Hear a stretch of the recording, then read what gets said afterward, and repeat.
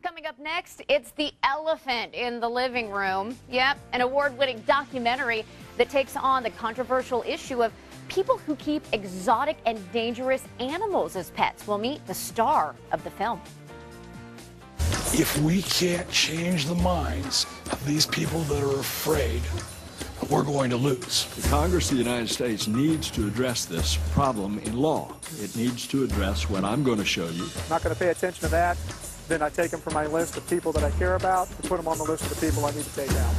People who come to my house, the last thing they'd say is, damn, you gotta be nuts if you want to keep one of these. Why? Well, it is a growing problem. People thinking that it's a good idea to keep exotic animals as pets. And here to talk about us this morning and talk about some very graphic examples of why it's such a bad idea, Tim Harrison, who is in this documentary, The Elephant in the Living Room.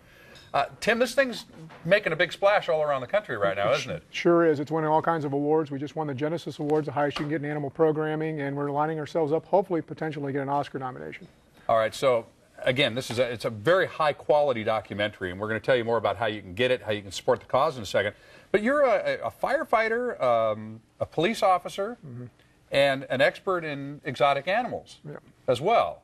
Do you travel all over the country collecting these things when people don't want them anymore, or when they happen to get loose? And yeah, a lot of times I kind of do some interventions. I come in, I help the people and the animals. I just don't go just to help the animals, it's the people too, as you'll see in the film. But yeah, I go all over the country. That's the sad part. And we need to stop this because it's becoming a situation now when people are signing death warrants either for themselves or the animals. And most of the time it's the animal that has to be put down because they have no place to go anymore. Now, I know you lost a friend here and a colleague because of an exotic animal. Yeah. Is that what got you into this, or did that just punctuate the problem for you? That just punctuated the problem. I've been doing it since 1973 in high school, working for a zoo vet, and we just started going out and doing a few calls here and there, maybe a python loose or something like that, 4 or 5 calls.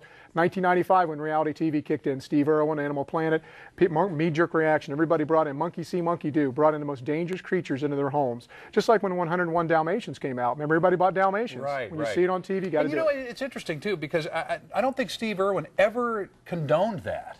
Yeah, that's the thing. You know, he would say these are wild animals, but people saw him doing it, and a certain segment of the population said, oh, I can probably do that too. Yeah, they just exploded. Baby alligators especially just exploded. Just exploded. And one time in Ohio, in Dayton, Ohio, where I came from, I caught 19 alligators that were loose. People had turned loose after they got a certain size, couldn't handle them anymore.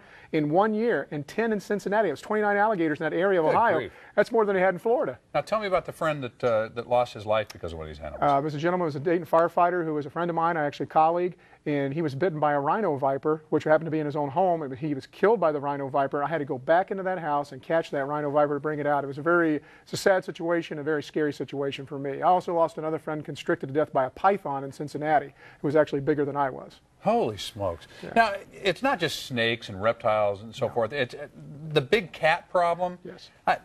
I don't know how. Every once in a while, you'll hear one of these crazy stories, like some guy in New York, on a 30th floor apartment building, got a lion in his apartment, or a tiger or something. I mean, where do the people get these animals in the first place? Well, the film, The Elephant in the Living Room, shows it perfectly. We go to underground in these exotic animal auctions, which everything on the film is illegal, which scares everybody. Because the auctions, you can buy a hyena, as you see on there, and walk out with it without anybody saying boo to you.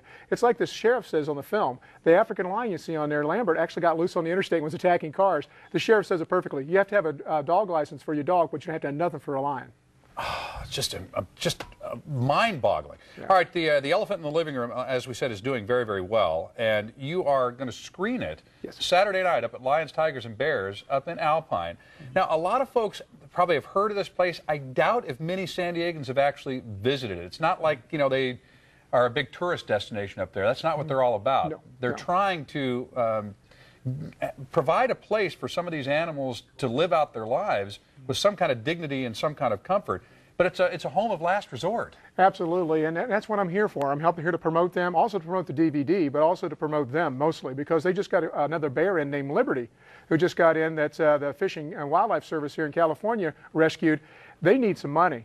And that's what I'm here for. Please, whatever you do, come out and see us Saturday night. I'll be there. Come and ask me some questions. After you see the film, you're going to have a lot of questions because it's an emotional roller coaster ride where I want everybody to take a ride on. All right, Lions, Tigers, and Bears, Saturday night. Come out and see Tim Harrison.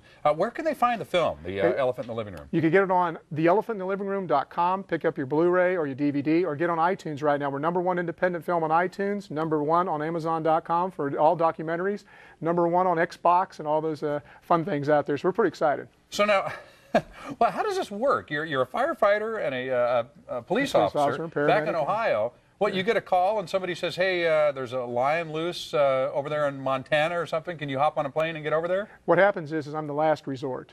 We have a lot of groups out there. I teach for Homeland Security out of Texas A&M College, so I have a lot of chiefs and a lot of firefighters and cops around the country. That's what my organization, Outreach for Animals, is about. We're all cops, firemen, and emergency room doctors and emergency room nurses, trying to, dispel the myths about exotic animals and also educate people about the proper behavior around them because we're not getting it from TV. We're not getting any proper behavior from TV. They're teaching you exactly the wrong thing. Jump on their backs, wrestle them, play with them, bring them in your homes. And it's not right. So we're out there trying to promote not doing this. All right, folks.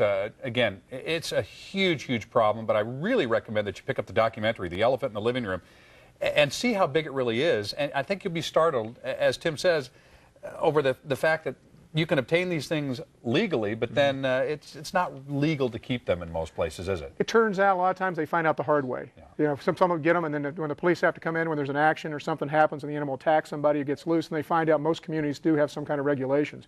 But I liked your story earlier about the python that you had to help rescue.